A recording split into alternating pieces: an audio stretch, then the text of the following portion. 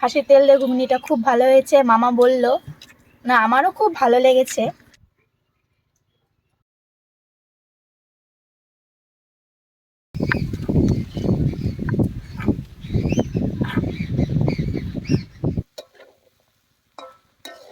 Hello বন্ধুরা, কেমন আছো তোমরা সবাই? আজকে এক নতুন রেসিপি নিয়ে চলে আসছি। আজকের রেসিপি হলো খাসির চর্বি দিয়ে ঘুগনি। এই খাসির চর্বি দিয়ে ঘুগনি একদম আমরা দোকানের মতো করে রান্না করব, যা খেতে খুবই সুস্বাদু এবং দুর্দান্ত হবে। তো চলো বন্ধুরা, পুরো ভিডিও দেখতে থাকো। আমরা এখন শুরু করি।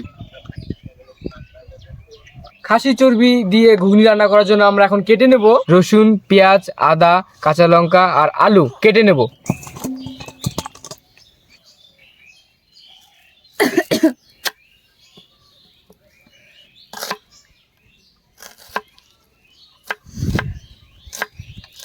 বিজয় ওইদিকে পেঁয়াজ টেয়াজগুলো কেটে নিচ্ছে, ততক্ষণে আমি রসুনগুলো ছিলে নেব।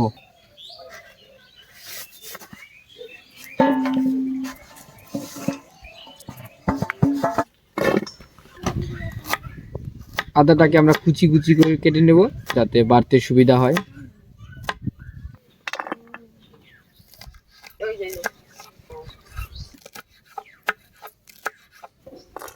সাধারণত আলু আমি কাটি, কিন্তু আজকে আমি আলু কাটছি না। আজকে কে কাটছে দেখো, আজকে আলু কাটছে বৌদি।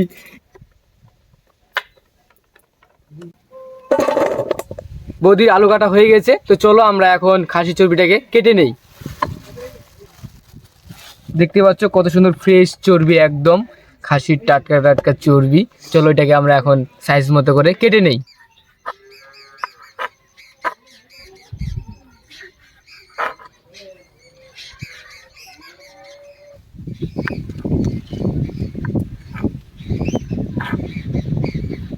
চর্বিগুলোকে সাইজ মতো করে কেটে নিয়েছি, তো চলো এখন আমরা ফ্রেশ করে ধুয়ে নেব।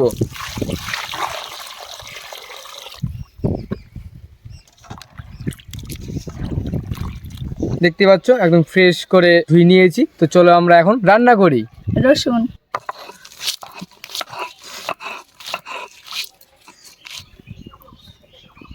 আদা বেটে নেব।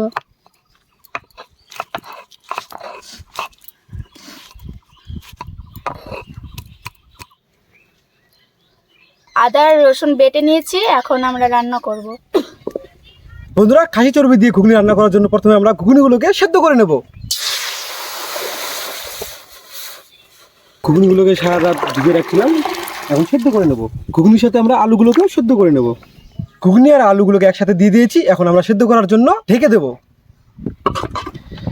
ঢেকে দিলাম, এখন 20-25 মিনিট সেদ্ধ করে নেব। আমি আসাম থেকে এসেছি ভিবিনন্দ চ্যানেল দেখে। আজকে কি রান্না হচ্ছে আমি জানি না, কিন্তু আমি দেখার জন্য পুরো এক্সাইটিং। চলো বন্ধুরা, তাহলে আমরা দেখি এখন কি রান্না হচ্ছে। ঘুগনিগুলো সেদ্ধ হয়েছে কিনা এখন দেখে নেব। এই দেখতে পাচ্ছ বন্ধুরা, ঘুগনিগুলো খুব সুন্দর সেদ্ধ হয়েছে। এখন নামিয়ে নেব।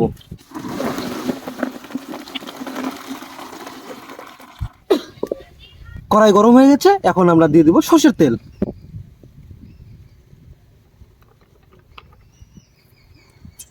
তেল গরম হয়ে গেছে, এখন ফোড়নে দিয়ে দেবো জিরে, শুকনো লঙ্কা আর তেজপাতা।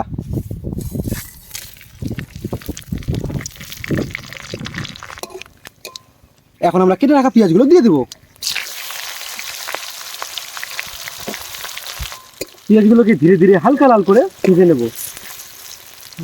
পেঁয়াজ হালকা ভাজা হয়ে গেছে, এখন আমরা কেটে রাখা কাঁচা লঙ্কাগুলো দিয়ে দেবো।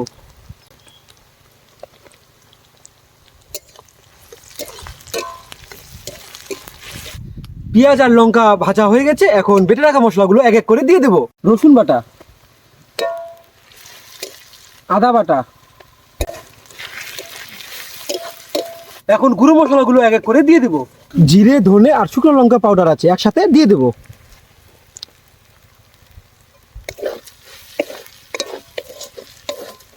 স্বাদ অনুযায়ী লবণ দিয়ে দেবো, পরিমাণ মতো হলুদ গুঁড়ো, সামান্য পরিমাণ জল দিয়ে মশলাগুলোকে ভালো করে কষিয়ে নেবো, তাহলে মশলার কাঁচা গন্ধটা থাকবে না। এই দেখতে পাচ্ছ বন্ধুরা, মশলাগুলো কষানো হয়ে গেছে, এখন কেটে রাখা চর্বিগুলো দিয়ে দেবো।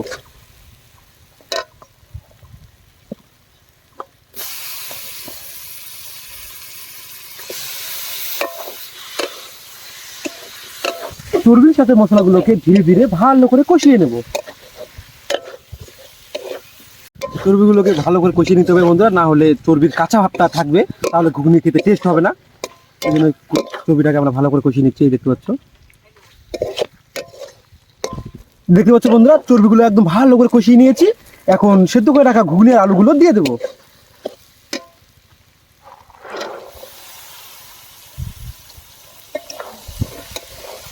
এখন ঘুগনির সাথে চর্বিগুলোকে ভালো করে মিশিয়ে নিয়ে ধীরে ধীরে কষিয়ে নেব। এই দেখতে পাচ্ছ বন্ধুরা, একদম পারফেক্ট কষানো হয়ে গেছে, একদম পুরোর মতো কষিয়ে নিয়েছি। এখন ঝোলের জন্য পরিমাণ মতো জল দিয়ে দেবো।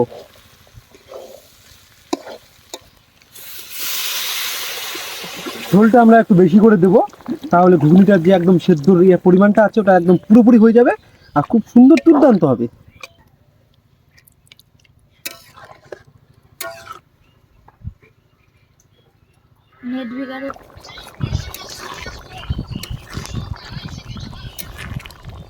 তো বন্ধুরা, ফাইনালি আমাদের খাসি চর্বিতে ঘুগনি রান্না হয়ে গেছে। এখন গরম মশলা দিয়ে নামিয়ে নেব।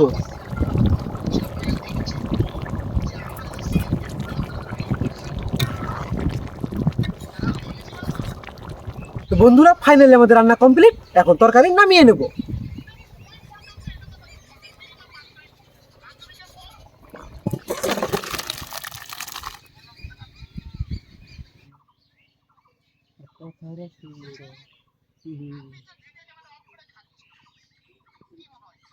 আমি অনেকক্ষণ ধরে রান্নাটা দেখছি, মনে হচ্ছে ভালোই হবে। আমি খুব এক্সাইটেড। এখন খেয়ে দেখে বলছি রান্নাটা কেমন হয়েছে। ঠিক আছে।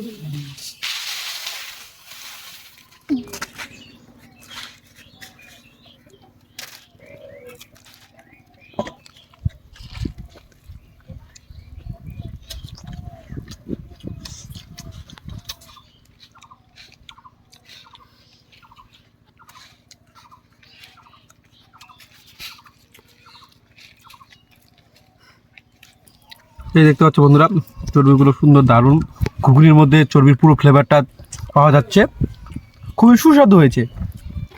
এই ঘুগনি দিয়ে খাসি চর্বিটা অসাধারণ টেস্ট হয়েছে, তোমরা একবার বাড়িতে টেস্ট করে দেখতে পারো। বন্ধুরা, পুরো ভিডিওটা দেখার জন্য অসংখ্য ধন্যবাদ। চ্যানেলটিকে অবশ্যই সাবস্ক্রাইব করে দিবেন, আর ভিডিও ভালো লাগলে লাইক শেয়ার অবশ্যই করবেন। তো চলো বন্ধুরা, দেখা হচ্ছে নতুন কোনো রেসিপি নিয়ে নতুন কোনো ভিডিওতে।